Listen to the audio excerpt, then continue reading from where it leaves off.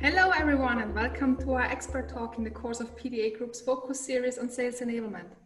This is an interactive talk, so please use the Q&A function to submit your question.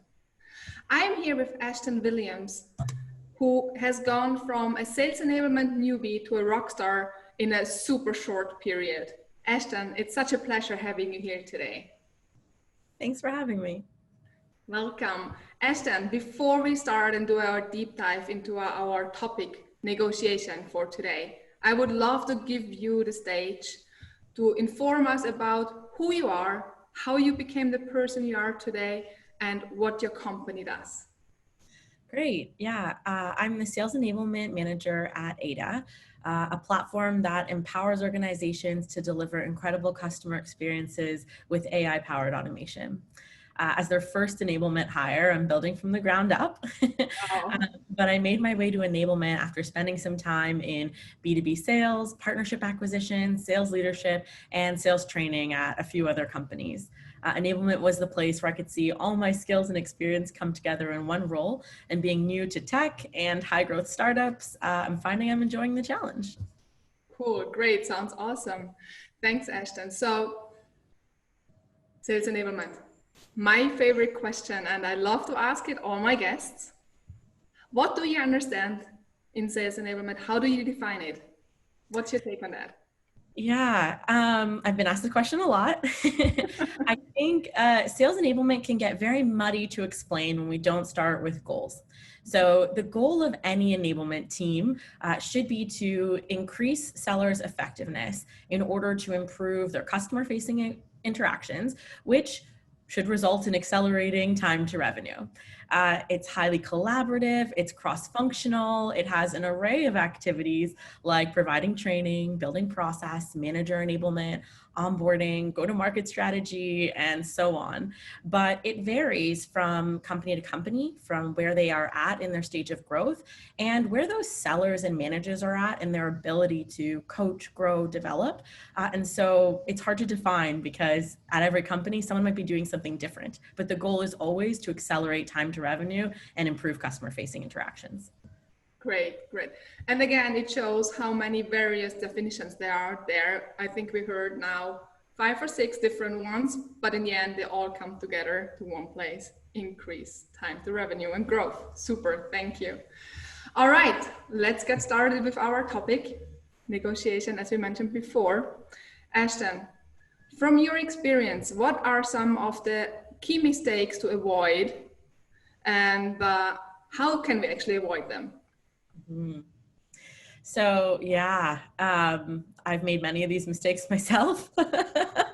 So unfortunately, I'm sharing from experience, but also in observing, multiple reps and multiple teams across different industries. I'd say the first one is coming to the table price first.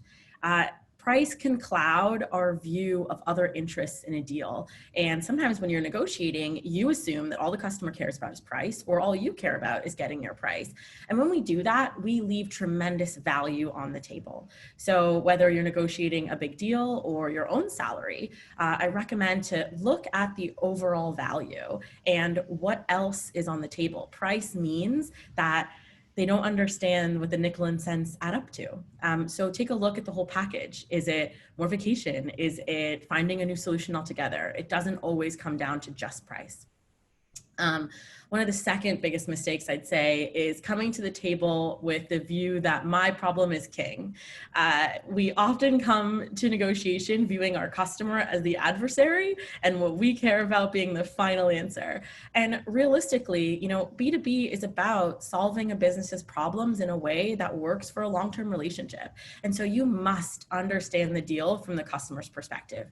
What would be their alternative if they walked away from this deal? What do they stand to gain? What is happening in the organization that's going to impact their ability to say yes to what you're asking for? What constraints are they under? What pressure are they under? What time does this need to happen? You have to truly understand the problem you're solving, the impact of that problem, and what your customer is going through in this negotiation so you can support them to choose your way. Great. I love it that customer first is coming out in almost every talk. I think so far we had customer first, customer perspective. So it's really great to hear that again. Thanks for sharing that. No problem. I think the third thing too to take on is that compromise isn't everything. Oftentimes we think of a negotiation as finding a way to compromise where you both kind of lose. I actually use this example in my relationship where, sometimes you give up something you didn't really want to give up and you're kind of bitter about it for the whole time that you didn't get that thing. And yeah, it's okay. And you compromised, but it doesn't actually leave both parties super happy. And so compromise, I say, is the box where you can only see the potential of the two offers brought to the table. What negotiation is about is how do we find a solution that gives everybody what they want with giving up as little as possible? And sometimes that's an entirely new problem. So the best way to avoid that is come to the table with an open mind, come to the table knowing what your customer is looking for, but also what else do you stand to gain and what other solutions are there than what you showed up with in your first offer? Super cool. Are there any other mistakes you want to share we should avoid, or is there anything else coming to your mind? I think the last one is failing to prepare for a potential culture clash. And I mean that in so many ways. Normally when we're negotiating, we might be negotiating, especially in the age of the internet and Zoom and the pandemic, across borders and in a new way. So you need to also understand the culture that you're negotiating in. What does shaking hands look like in different languages, different cultures, different geographies? What does that process look like? How do you make sure not to offend? What are the cues that you're actually moving forward versus when you're not? And being prepared in the right mindset that you're coming to this table to solve a problem and to leave with the best possible offer, not to fight to the death at the cost of the relationship. I think that's probably the final one and one of the more important ones that seems like common sense, but often gets overlooked. Great, thank you so much for those experiences you're sharing with us here. May I ask one question? How many of those mistakes did you actually fall into yourself? Were they all truly experienced or some you also observed? I would say I've probably fallen into all of them. And I think the way that this happens is, as someone who negotiates often, you think that every deal you're going to fall into some habit of doing everything right. And really, you need to treat every deal like its own problem and follow that process and investigate the way you would on your first deal. When I was young and negotiating often, I thought I knew, and sometimes I was unprepared, or sometimes, deals changed and I wasn't ready. And I think you need to look at it as these are habits you're forming, but you have to practice them every single time and reflect after the deal on what went wrong, what went right, and what did you forget to do. Great, thank you so much for sharing that, Ashton. We already heard walking away from a deal. That leads me to my next question. So that's one thing I also heard so many times throughout my journey. What are, from your point of view, things, why shouldn't we be scared or worried or afraid to walk away from a deal? Yeah, I used to say to my reps, one of the peaks of your career as a sales professional is when you know when to walk away or when you know when it's time to fire a customer, which is controversial. But I think we have to always think about this as a business relationship. And a business relationship or a partnership is one where both parties are getting something of value. So, knowing when to walk away is going to prevent you from having to fire a customer later. And what that means is, are we really going to build something that's going to have long-term potential and benefit for us? Are you going to fight tooth and nail for this really low price that your business can't sustain? Maybe it's time to walk away. Is a customer asking for a luxury product and that's not what you sell? Maybe they're the wrong customer. I think we have to be informed on what we can do and what we can't do so that we can be honest with our customers about the value we provide. And being able to walk away from a deal actually is a sign of integrity, honesty, and that you truly understand the customer's problem to say, hey, I'm actually not the right one to solve this. And I might know some other solutions, but this seems like long-term, it's not going to be great for us. And most business professionals will really appreciate not wasting the time. Firing a customer, the other part of walking away is a scary one. Everyone's always afraid to damage the relationship. Everyone's always afraid to say no to the customer. And what I say to my reps is a damaged relationship is one where both parties know it isn't working and they stick around too long. It gets worse and worse and worse. And when you break it off, it's awful. If you are looking at your time and ROI as a rep. You're managing your own little business, right? Your time is your currency. If a customer is asking for the sun, moon, and stars and not delivering value on a regular basis, long term, you're getting burnt out, you're losing deals, it's costing you in other leads, you know, they're not really singing your praises either. It's time to really reevaluate that partnership and either, you know, come to the table saying, I want to make this better. How do we make this better? Because right now you're not happy, I'm not happy. What can we do? And if you can't negotiate something or change the deal, then maybe it's time we both walk away. And that has to be part of being a good business person, because you can't help everyone and you can't make everyone happy. And that's part of the job.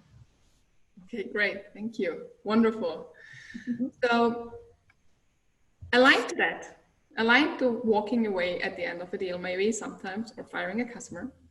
From your point of view, what are the 3 top tips for an effective close?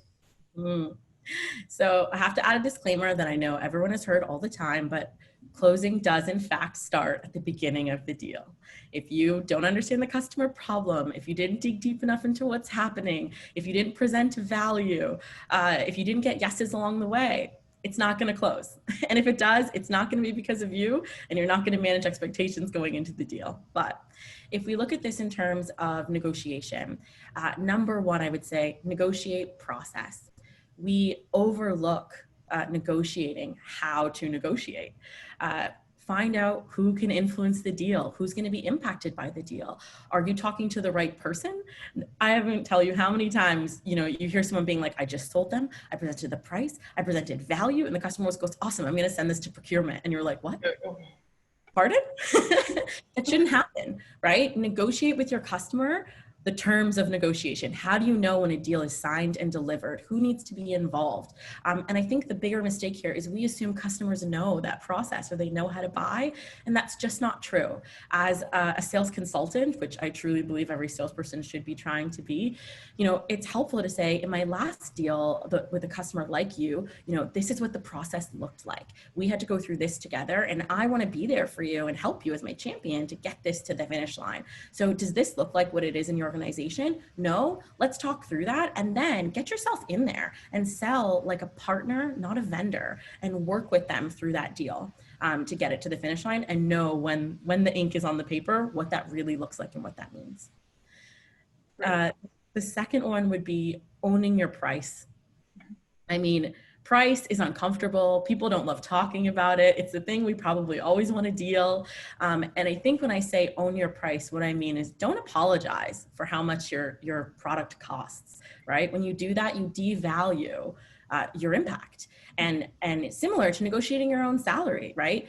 The price is about the price of the impact and value you're going to deliver. So you have to be able to understand, what is the cost of doing the same? What is the cost of leaving this empty? What is the cost of not having me in this role? Those are really important things to know. And then break down your price so you understand. As a seller, why should people pay for what I'm doing? If you don't know, you can't explain it to your customer. But you need to be able to understand and own your price in a deal. Okay, great. Yeah. And I think the last one is think of what comes next. So my parents, both in sales, used to always tell me that closing a sale is setting the right expectations to lead to happiness. And what that means, right, is people are happy if you give them what they expected to get. Mm-hmm. They are very unhappy if they don't get what they expected, and they are thrilled if they get more than what they expected. So when you're closing a deal, you know, set expectations on every call for what comes next, but also for the partnership.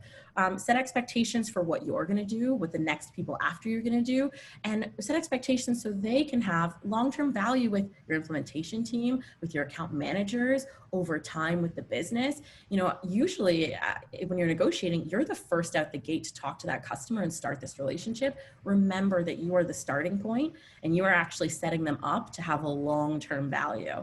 And when you close a deal that way, you're going to have a happy customer who's going to sing your praises, and you're going to see residual growth from that opportunity. Okay, great. So your 3 tips here were: partner with the customer to guide them through it. Mm-hmm. Secondly, own your price and know your value. So don't doubt it and don't negotiate it. And the last one, set the expectations and decide or define what's coming next. Yes. Super, great. Thank you so much. Ashton, if we tie everything heard so far back into sales enablement, how can sales enablement actually support and assist salespeople to further develop their skills, to leverage those tactics and strategies and avoid those mistakes that we just heard? Yeah. So I want to first shout out on the job learning is integral to sales development. You are going to learn more anytime from doing the job. I know this. But practicing on customers without a foundation is costly in terms of leads lost, in terms of brand reputation, in terms of cementing bad habits that could lead to the loss of a rep, and in terms of your confidence as a rep, right? Going in unarmed is sometimes baptism by fire, but not always the best way or the most efficient way to get to success. And so sales enablement, and when I say that, I mean, providing the tools, the skills, the processes needed for success is essential for getting teams to confident, productive, and revenue generating. And often overlooked is how this plays into manager enablement. Managers are in there with their teams day in and day out. Sales enablement should also focus on supporting leaders in order to coach their teams to great performance. So use your enablement team to offer practice, to share insight, to help you with the process to prepare for a negotiation, and to support your manager in how to coach you to success. Managers sometimes have 10 to 15 reps doing this. So how do we as an enablement team really make it easy to know what good looks like and course correct, but also allow reps to know what a good day looks like themselves so they can coach themselves. That's truly the hope, is that you're independent in recognizing your errors and can pivot on your own. Great, super. Thank you so much, Ashton. So when we think about the last couple of months, I mean, the whole world is impacted by just one word. It starts with C. We're not going to mention it directly, but we are impacted. We can't avoid it. We can't deny it. So from your point of view, how do you think salespeople have to pivot in order to keep on making the quota after we can restart, or while we are restarting now again, to come back to our new normal? Yeah. So I mean, there's so many things I could say here, but I think one of the things I found I was passionate about in my career before, but I care so much more about seeing how we've had to pivot is mental health in sales. And I think it is important as a salesperson and as an organization who supports salespeople to recognize the unique pressures that sales faces. They are carrying the revenue of your business. So, when we say take a vacation, it's the end of the quarter. Know your sales teams don't think you're talking to them. When we say have the afternoon off, well, they have a customer call. So they also don't think you're talking to them. And I think what I've seen that people really had to focus on is the need for reflection. Book time in your day to look back on how that week went, how much time you spent, what you moved, how many opportunities you touched, and if that was a good week. Take time to book in and get feedback, because we no longer have that opportunity to have your manager walking by and hearing that call, or to tap someone on the shoulder to get help quickly. So book time in your day for that, and remember to rest. I mean, it is so easy to work nonstop and be available to your customers around the clock, and realistically, not sustainable. And a sales career takes a lot out of you. So book in that time to rest, and in a way where you shut down every day, but you also take vacation and take the time to recharge and invest in yourself. Because now that we have all the other things kind of cut off from us in a way, it becomes so much more important. I think that's so great that you're actually touching on this human point of view of, let's call it mental health, as you mentioned, and that we have to take care of ourselves. I think that's wonderful. It's great that you actually raised this issue, because I have seen it before that we just ignore it. Things happen, people break down, and now it's even worse because we can't actually, as you mentioned, we don't see you directly, so we have to interact differently. Great. Thanks for sharing that. All right. Are you open for some questions from the audience, Ashton? Of course. Yes. So let's play the game here. Let me check. I got some questions here. So Are the skills from online negotiation that can be transferred back into the face-to-face interaction when business is back to normal? Mm. Yeah, of course. You know, I actually got my start in inside sales.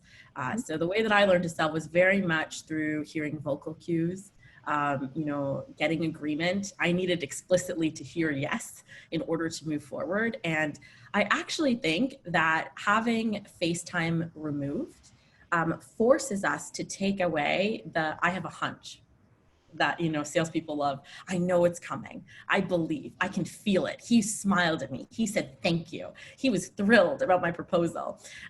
You know, being on Zoom or having to do it on the phone, or sometimes, you know, a lot of correspondence for email, it reminds you that you need to hear yes. You need to see it. It needs to be said. It needs to be written. You need to talk to the right people. They need to have that meeting with multiple stakeholders, not just trust their word.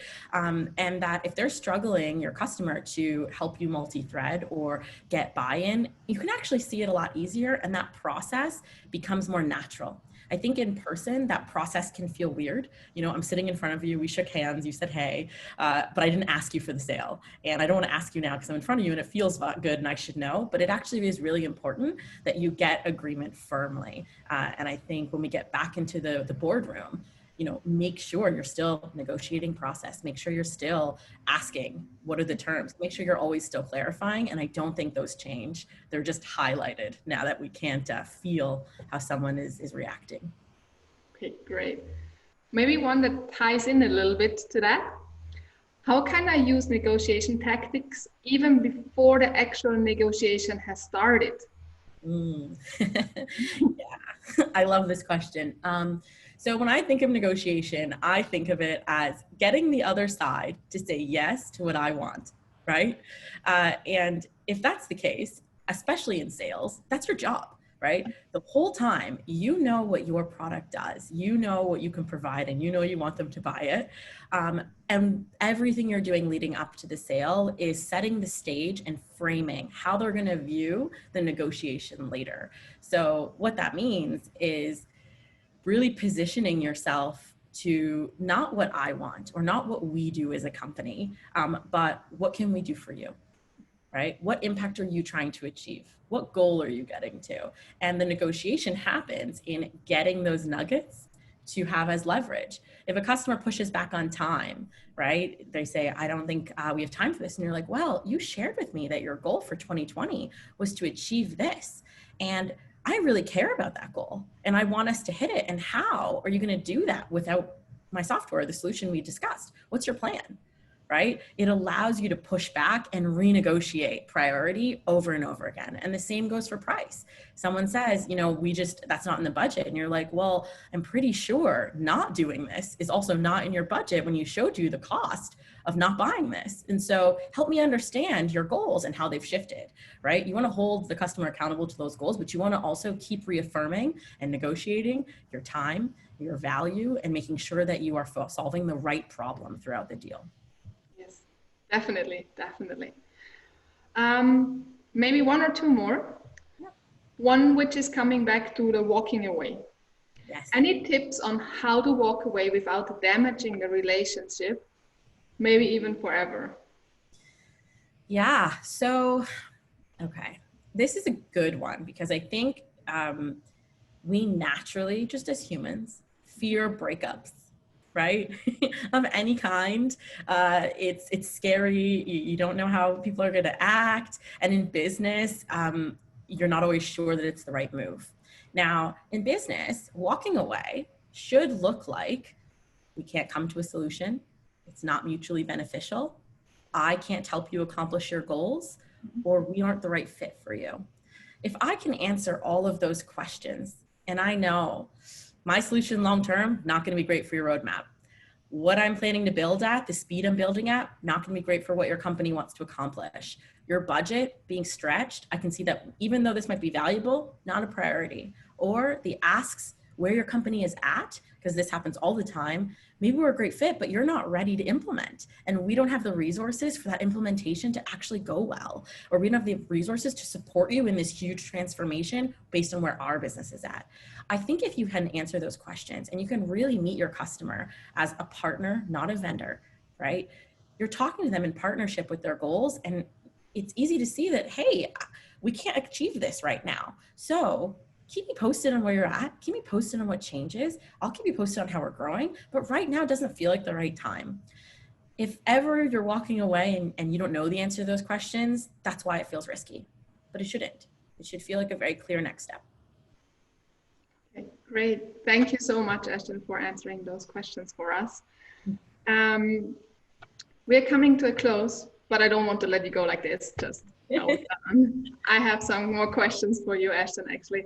So when it comes to influences of your personal development, are you happy to share with us any tips, books, podcasts, maybe people who inspired you, or any compelling events of the most recent times you want to share with us on your journey on becoming the Ashton you are today?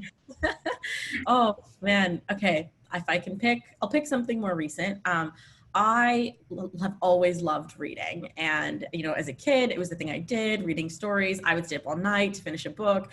And when I started getting into sales, I found business books really dry. I found myself like jumping hurdles, to finish it, even though, the wisdom is in there and it's important and integral to growth.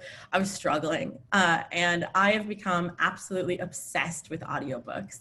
So while I love reading a great story, it has allowed me to digest diverse perspectives, tons of knowledge, and really deepen my understanding of different business challenges and different voices in business through being able to listen to them, record, go back. So that I would say, if you are struggling to read business books, audiobook them. It is great. So much better. The second, when I think of, I guess a figure or book that has shaped my journey so far, Mel Robbins wrote a book called The 5-Second Rule. She has a couple different audiobooks and TED Talks out there. But one of the things that she talked about that really resonated with me is that at some point you have to parent yourself, and motivation isn't going to come. No one's going to come behind you and say, go make that call. No one's going to come behind you and say, take that risk. No one's going to say, you need to get up earlier today. You have to do it yourself.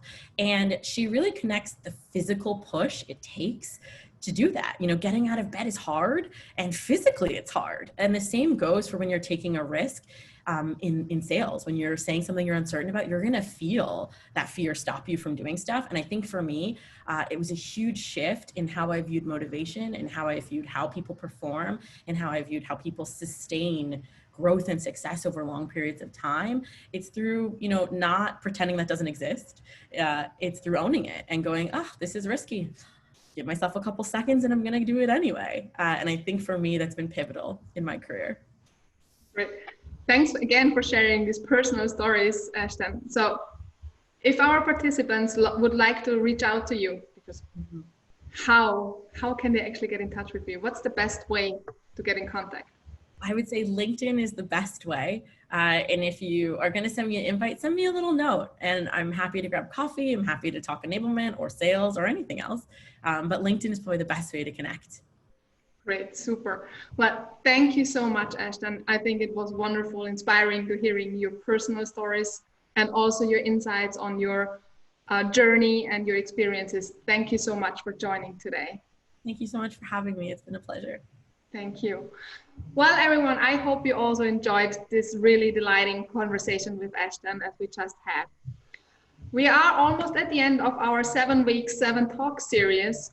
However, next week we have a highlight. I am super thrilled to inform you that we will have a panel discussion where I can welcome back Ashton, Amy Franco, Melissa Madian, Whitney Sieg, and Peter Schwarzer. We're all going to be here, and we're going to be discussing in a panel discussion. So don't miss it, and tune in again next Thursday. Thank you. Bye.